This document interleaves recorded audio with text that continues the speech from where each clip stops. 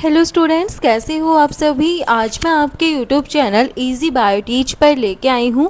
देखो, जैसे कि हमें पता है, Pandit Bhagwat Dayal Sharma university of health science Rohtak के जो एप्लीकेशन फॉर्म है बीएससी नर्सिंग के लिए या फिर पैरामेडिकल कोर्सेज के लिए या फिर बैचलर इन फिजियोथेरेपी, और उसके बाद जो BSc operation theatre, optometry, radiography या फिर मास्टर्स इन नर्सिंग और मास्टर्स इन फिजियोथेरेपी, इनके जो फॉर्म हैं वो 8 अगस्त 2025 को इन्होंने क्या कर दिए हैं, आउट कर दिए गए हैं।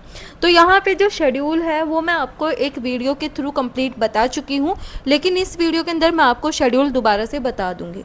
आज की वीडियो जो हमारी मेन रहेगी वो हमारी रहेगी कि आपकी यहाँ पे 1 ईयर की फ़ीस कितनी रहने वाली है, बीएससी नर्सिंग के लिए, फिजियोथेरेपी के लिए या फिर पैरामेडिकल कोर्सेज के लिए कितनी फ़ीस रहने वाली है Pandit Bhagwat Dayal Sharma university of health science Rohtak के अंदर।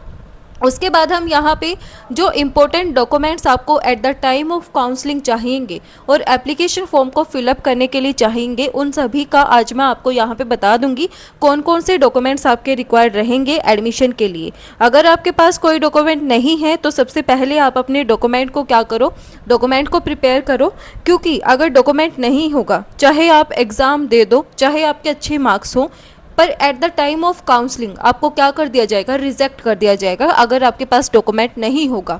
तो अभी आपके पास टाइम है, जरूरी नहीं है कि 8 अगस्त को फॉर्म निकला आप 8 या 9 अगस्त को ही फॉर्म फिल करो। सबसे पहले आपको क्या करना है, जो आपका डॉक्यूमेंट है उनको सबसे पहले आप कंप्लीट प्रिपेयर करो। आपके पास जो डॉक्यूमेंट नहीं है उसको आप प्रिपेयर करवाओ।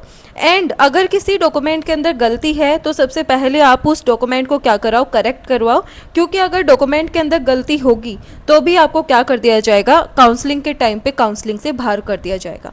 तो सबसे पहले हम शुरू करते हैं हमारी वीडियो को। तो जो ऑनलाइन रजिस्ट्रेशन है वो आपके 8 अगस्त 2025 को शुरू हो चुके हैं।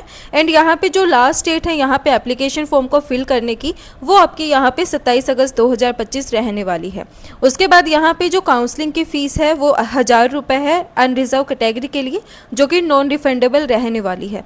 उसके बाद जो एससी कैटेगरी है, डिप्राइव्ड एससी हैं, बीसीए कैंडिडेट्स हैं, बीसीबी हैं, पीडब्ल्यूबीडी कैंडिडेट्स हैं, एफएफ हैं, एक्स सर्विसमैन हैं और ईडब्ल्यूएस कैटेगरी हैं कैंडिडेट्स ऑफ हरियाणा के लिए 750 रुपये है और ये नॉन रिफंडेबल रहने वाली है। उसके बाद यहाँ पे जो टेंटेटिव डेट है एडमिट कार्ड को डाउनलोड करने की, वो आपको यहाँ पे 2 सितंबर 2025 दिया गया है। एंड यहाँ पे जो एग्ज़ाम है, एंट्रेंस एग्ज़ाम है, उसकी जो डेट है वो आपको यहाँ पे 7 सितंबर 2025 दी गई है, जो कि हमें अभी टेंटेटिव डेट बताई गई है।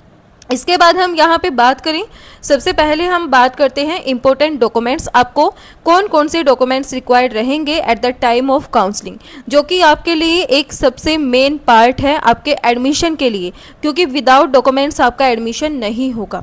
तो यहाँ पे है list of document to be brought at the time of reporting to the institute. तो यहाँ पे कौन कौन सी डॉक्यूमेंट्स आपको लेके जाने हैं। सबसे पहले आपको बताया गया है, जब आप डॉक्यूमेंट वेरिफिकेशन के लिए इंस्टीट्यूट के अंदर जाते हो तो आपके पास आपकी जितनी भी ओरिजिनल सर्टिफिकेट्स हैं, डॉक्यूमेंट्स हैं, वो आपके पास होनी चाहिए।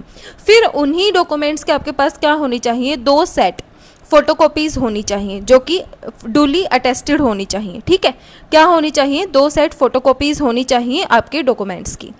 उसके बाद हम यहाँ पे हमारे पास कौन कौन से डॉक्यूमेंट्स होने चाहिए। सबसे पहले आपकी यहाँ पे 10th की सर्टिफिकेट होगी, उसको आपका as a date of birth proof माना जाएगा। उसके बाद आपके यहाँ पे जो 10+2 यानी कि 12th की जो सर्टिफिकेट है वो आपके पास होनी चाहिए। फिर अगर आप मास्टर्स में अगर एडमिशन लेना चाहते हो तो आपके पास यहाँ पे अगर आपने बीएससी नर्सिंग कर रखी है, जीएनएम कर रखी है, पोस्ट बेसिक बीएससी नर्सिंग कर रखी है, तो उनकी यहाँ पे आपके पास क्या होनी चाहिए, डीएमसीज होनी चाहिए या फिर सर्टिफिकेट आपके पास होनी चाहिए। आपका कैरेक्टर सर्टिफिकेट, आपका जिस इंस्टीट्यूट से आपने 12th की है उस इंस्टीट्यूट से आपका कैरेक्टर सर्टिफिकेट आपके पास अलॉट होना चाहिए, यानी कि eight the time of counselling आपके पास कैरेक्टर सर्टिफिकेट होना चाहिए। फिर यहाँ पे कैरेक्टर सर्टिफिकेट के बाद माइग्रेशन सर्टिफिकेट भी आपके पास होना चाहिए eight the time of counselling. Service certificate from the employer if applicable, तो यहाँ पे सर्विस सर्टिफिकेट होनी चाहिए, अगर वो एप्लीकेबल हो, अगर मान्य हो तो आपके पास सर्विस सर्टिफिकेट भी होनी चाहिए। फिर आपके पास यहाँ पे रेजिडेंट सर्टिफिकेट होनी चाहिए। फिर यहाँ पे बोला गया है जो परिवार पहचान पत्र आईडी है वो आपके पास होनी चाहिए। ये इफ़ एप्लीकेबल लिख रखा है, अगर एप्लीकेबल हो तो आपके पास होनी चाहिए। वैसे मैं आपको सारे डॉक्यूमेंट्स यहाँ पे बता रही हूँ, आपके पास कौन कौन से डॉक्यूमेंट्स यहाँ पे होने चाहिए। फिर यहाँ पे बोला गया है कास्ट सर्टिफिकेट आपके पास होनी चाहिए। Certificate of disability issued by competent authority, यानी कि अगर आप PWBD कैंडिडेट हैं तो आपके पास क्या होनी चाहिए, जो डिसेबल्ड सर्टिफिकेट है वो आपके पास होनी चाहिए। अगर आपके परिवार में कोई फ्रीडम फाइटर है तो उसकी भी आपके पास क्या होनी चाहिए, सर्टिफिकेट होनी चाहिए।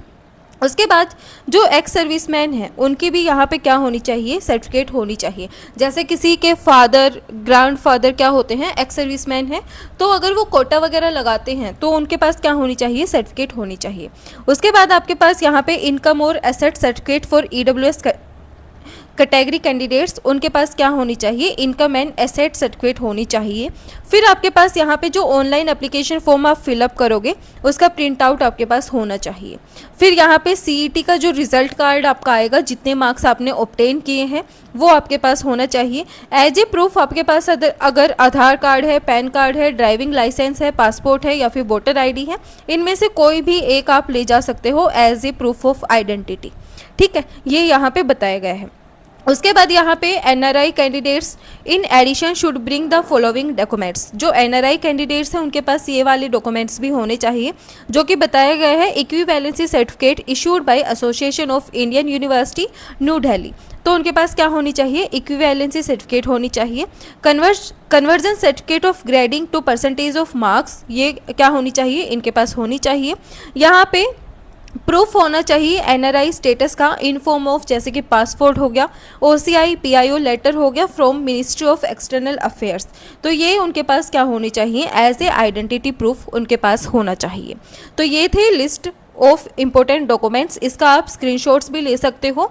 ये आपके पास at the time of counselling होने चाहिए। अगर आपके पास एक डॉक्यूमेंट भी नहीं होता है तो वो क्या कर सकते हैं, आपके एडमिशन को रिजेक्ट कर सकते हैं। बाद में आप वहाँ पे कोई भी एक्सक्यूजेस भी नहीं चलेगा कि हम थोड़े दिन में दे देंगे या फिर हमारा बना नहीं है। तो अभी आपके पास 20 डेज़ का लगभग क्या है, टाइम है। अभी 20 डेज़ तो एप्लीकेशन फॉर्म को फिलअप करने के लिए मिले हैं आपको, लेकिन आपके पास 1 मंथ का क्या है, टाइम है काउंसलिंग तक का। आप अपने एप्लीकेशन फॉर्म के लिए आप अपने डॉक्यूमेंट्स को क्या कर सकते हो, प्रिपेयर करवा सकते हो। फिर हम यहाँ पे बात करें किस कोर्स की कितनी फ़ीस रहने वाली है, तो सबसे पहले हम यहाँ पे बात करें BSc नर्सिंग के लिए जो फ़ीस है वो आपकी 24,140 रुपये रहने वाली है। उसके बाद पोस्ट बेसिक BSc नर्सिंग के लिए आपकी फ़ीस 29,640 रुपये है। फिर यहाँ पे MSc नर्सिंग के लिए जो फ़ीस है वो 35,140 रुपये यहाँ पे रहने वाली है। उसके बाद हॉस्टल फ़ीस की बात करें तो यहाँ पे रूम का कोई भी रेंट आपसे नहीं लिया जाएगा, लेकिन यहाँ पे इलेक्ट्रिसिटी चार्जेस लिए जाएंगे जो कि 9,000 रुपये रहेंगे पर एनम, ये आपको यहाँ पे बताया गया है। उसके बाद यहाँ पे BPT MPT की अगर हम बात करें in government college of the state, तो यहाँ पे BPT के लिए 24,125 रुपये फ़ीस है, MPT के लिए 30,250 रुपये फ़ीस है। फिर यहाँ पे जो पैरामेडिकल कोर्सेज़ हैं गवर्नमेंट कॉलेजेस के अंदर, उनकी जो फ़ीस है वो 12,415 रुपये रखी गई है। फिर यहाँ पे हम बात करें प्राइवेट कॉलेजेस की, तो यहाँ पे जैसे कि प्राइवेट कॉलेजेस का यहाँ पे हमें डाटा दिया गया है। तो यहाँ पे BSc और पोस्ट बेसिक BSc नर्सिंग के लिए जो 60,000 रुपये हैं वो यहाँ पे ट्यूशन फ़ीस रहने वाली है। उसके बाद यहाँ पे जो एनुअली ये कितने % इंक्रीज़ होगी, 5% इंक्रीज़ होगी। MSc नर्सिंग की यहाँ पे कितनी फ़ीस है, 75,000 रुपये फ़ीस है, एंड एनुअली ये भी कितनी इंक्रीज़ होगी, 5% इंक्रीज़ होगी। BPT के कोर्सेज़ के लिए 60,000 रुपये फ़ीस है और MPT के कोर्सेज़ के लिए 1 लाख रुपये फ़ीस रहने वाली है। पर ईयर ये क्या होगी, 5% इंक्रीज़ होती जाएंगी। तो ये हमें यहाँ पे फ़ीस का शेड्यूल बताया गया है। तो ये थी हमारी कुछ इंपॉर्टेंट इन्फॉर्मेशन। वीडियो पसंद आए तो please like share and subscribe जरूर करना। Thank you.